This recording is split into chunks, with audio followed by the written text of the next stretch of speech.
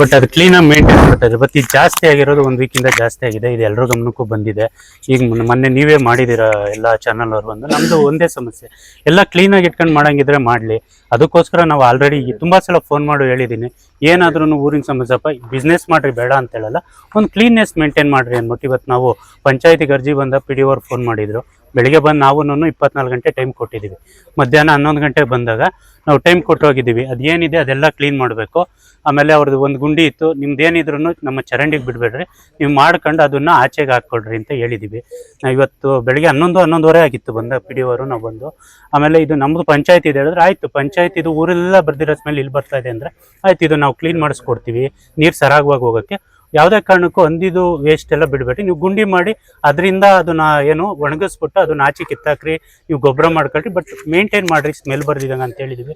ನಾವು ಪಂಚಾಯತಿಯಿಂದ 11 ಗಂಟೆವರೆಗೂ ಟೈಮ್ ಕೊಟ್ಟಿದ್ದೀವಿ. ನೋಡೋಣ ನಾಳೆ 11 ಗಂಟೆ ಮೇಲೆ ಏನಾನ ತಗೊಂಡ್ಕೊಂಡ್ರೆ ಮುಂದಿನ ಕ್ರಮಕ್ಕೆ ತಗೊಳ್ರಿ ಅಂದ್ಬಿಟ್ಟು ನಾವು ಪಂಚಾಯತಿ ಅಧಿಕಾರಿಗಳಿಗೆ ಹೇಳಿದ್ದೀವಿ. ಇಲ್ಲ, ಆಕ್ಚುಲಿ ಏನು ಬರುತ್ತೆ ಅಂದರೆ ಅದು ರುದ್ರಭೂಮಿ ಅಂತ ಬರಲ್ಲ, ಕೆರೆ ಅಂತ ಬರುತ್ತೆ, ದೊಡ್ಡ ತುಮಕೂರು ಕೆರೆ ಅಂತ ಬರೋದು ಅದು. ಅದರಲ್ಲಿ ಇವಾಗ ಉಣಿರೋದೆಲ್ಲ ದೊಡ್ಡ ತುಮಕೂರು ಕೆರೆ. ಎಲ್ಲಿಂದ ಸ್ಟಾರ್ಟ್ ಆಗುತ್ತೆ ಅಂದರೆ ಅಲ್ಲಿಂದ ದೊಡ್ಡ ತುಮಕೂರು ಊರಿಂದ ಸ್ಟಾರ್ಟ್ ಆಗಿ. ಒಂದ್ ನಿಮಿಷ ಇರೋಣ, ಇವಾಗ ಪಾಣಿ ತೆಗೆದು ನೋಡ್ರಿ, ದೊಡ್ಡ ತುಮಕೂರು ಕೆರೆ ಅಂತಾನೆ ಇರೋದು. ಇಲ್ಲಿಂದ ಇಲ್ಲಿ ಹೋಗಿ ಅಲ್ಲಿವರೆಗೂ ಹೋಗ್ಬಿಟ್ಟು ಹೇಳ್ತೀನಿ. ಇವಾಗ 1 ನಿಮಿಷ, ಅದರಲ್ಲಿ 33 ಕುಂಟೆ ಸ್ಮಶಾನ ಅಂತ ಮಾಡಿಸಿದೀವಿ.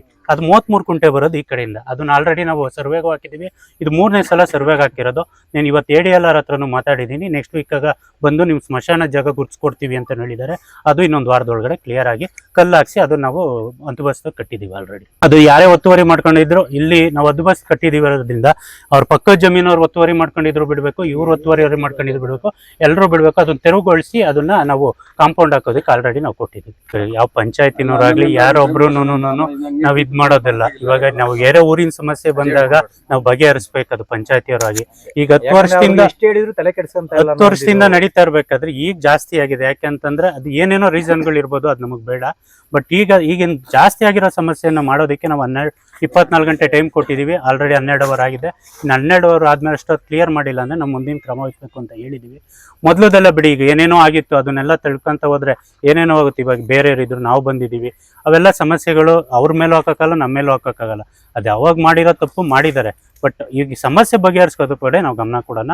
ನಾವು ಟೈಮ್ ಕೊಟ್ಟಿದ್ದೀವಿ, ನಾಳೆ ಮಾಡಿಲ್ಲ ಅಂತಾನೆ ಮುಂದಿನ ಕ್ರಮಕ್ಕೆ. ಶ್ರೀಧರ್ ಅಂತ ಹೇಳಿ ನಮ್ಮ ವೈಫ್ ಅವರು ಪಂಚಾಯತಿ ಮೆಂಬರು, ನಾನು ಈ ಊರು ಗ್ರಾಮಸ್ಥರು. ಅವರು ನಾವು ಕ್ಲೀನ್ ಮಾಡಿಸ್ತಾ ಇದೀವಿ.